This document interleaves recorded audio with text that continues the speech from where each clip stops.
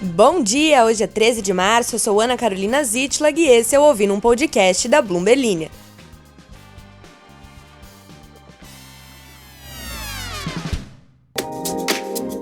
Muito bom dia, ou boa tarde, boa noite, caso você por algum motivo esteja escutando esse podcast mais tarde. Eu espero que o seu final de semana tenha sido melhor do que o do pessoal do SVB, o Silicon Valley Bank, que quebrou na sexta-feira e que passou o final de semana inteiro deixando os startupeiros brasileiros de cabelo em pé. O governo americano não quis pagar pra ver, ou melhor, quis pagar, e já entrou com uma intervenção para que isso não contaminasse os outros bancos. Mas é claro que mesmo com todo esse esforço aí, é praticamente impossível fazer com que as pessoas não entrem em pânico. Então, hoje eu só vou falar sobre SVB. Caso você não queira escutar sobre esse assunto, fique até o final do podcast somente para escutar o belo som da minha voz e começar a semana com o pé direito. E também porque no final eu vou te dar uma palhinha aí do que vai acontecer nos próximos dias no Brasil e no mundo. Bora lá!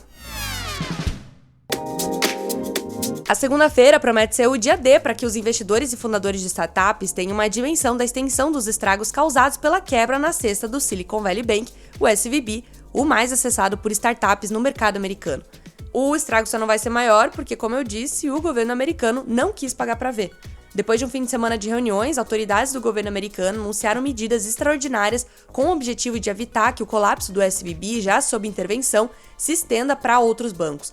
Ao menos um caso já aconteceu e teve o mesmo destino de fechamento, o Signature Bank, com sede em Nova York e muito acessado por clientes que negociam criptoativos. O governo de Joe Biden anunciou que vai abrir uma exceção e cobrir todos os depósitos de clientes do SVB e não apenas até o limite de $250 mil, como prevêem as normas. Isso segundo um comunicado assinado por Janet Yellen, a secretária do Tesouro americano, Jerome Powell, presidente do Fed, e Martin Gruenberg, presidente do FDIC, o sistema segurador bancário dos Estados Unidos. A reação inicial dos investidores levou a ganhos nos futuros dos mercados asiáticos, mas, segundo analistas, o temor de novas perdas e de turbulências nos preços de ativos está longe de ser afastado. Nesse final de semana, fundadores e investidores, mesmo de startups que não tinham recursos represados, mas que estão preocupados com o impacto no setor, desenharam planos de ação para cumprir com o pagamento do dia a dia e salários. A Bloomberg Linha apurou que tem fundadores com mais de $10 milhões represados no banco.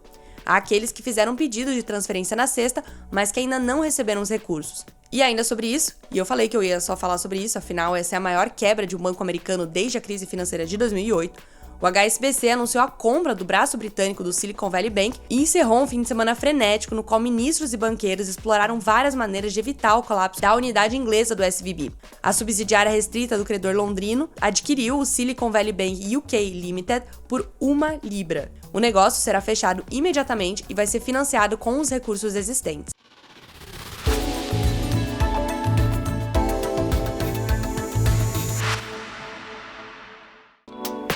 Bom, segundo as autoridades americanas, os depositantes do SVB vão ter acesso a todo o seu dinheiro a partir de segunda-feira. Segundo eles, nenhuma perda associada à resolução do Silicon Valley Bank vai sobrar para os contribuintes. A expectativa do resgate, anunciado não por acaso a tempo da abertura dos mercados futuros e asiáticos, levou os preços de ativos a subirem na noite de domingo. O governo americano também anunciou um programa de empréstimos para bancos, além de ter comunicado o fechamento do Signature Bank com sede em Nova York. Os reguladores discutiram as medidas extraordinárias ao longo do fim de semana para evitar que os bancos enfrentem a perspectiva de perdas caso os clientes retirem depósitos não segurados após esse colapso. Uma enxurrada de saques poderia forçar os bancos a vender ativos, como títulos, com perdas depois que os valores de face se deterioraram com o aumento das taxas de juros, que foi a dinâmica por trás do fim do SVB. O uso da autoridade de empréstimos de emergência do Federal Reserve, que é o que está sendo utilizado para remediar essa situação, é para circunstâncias incomuns e exigentes, e sinaliza que os reguladores americanos estão vendo que os efeitos do colapso do SVB são um sinal de um risco sistêmico nos mercados.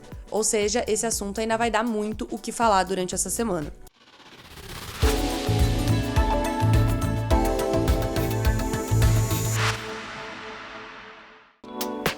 Por aqui, o novo arcabouço fiscal, que deve ser apresentado ao presidente Luiz Inácio Lula da Silva nessa semana, deve também pautar o humor dos mercados. Segundo o Estado de São Paulo, citando o líder do governo no Congresso, o senador Randolfo Rodrigues, há tempo hábil para que a nova regra fiscal seja incluída na Lei de Diretrizes Orçamentárias. Precisa ser enviada pelo Executivo ao Congresso até 15 de abril. E também, ainda essa semana, a taxa de desemprego de janeiro, que será o primeiro índice sob o governo Lula, vai sair na sexta-feira e tem uma estimativa de alta para 8,2%, contra os 7,9% no final de 2022. Segundo a economista Adriana Dupita, da Bloomberg Economics, parte da alta que está projetada é por conta da sazonalidade. Só que, segundo ela, isso não deve impedir que o indicador seja usado por parte dos políticos para pressionar por corte de juros. Isso porque o mercado de trabalho pode estar perdendo o ritmo, o que indica uma desaceleração da economia. Bom, eu fico por aqui, desejo a você uma ótima semana. Não esquece de se inscrever aqui no Ouvindo um Podcast e de ativar as notificações para ficar por dentro de todas as notícias. Até a próxima!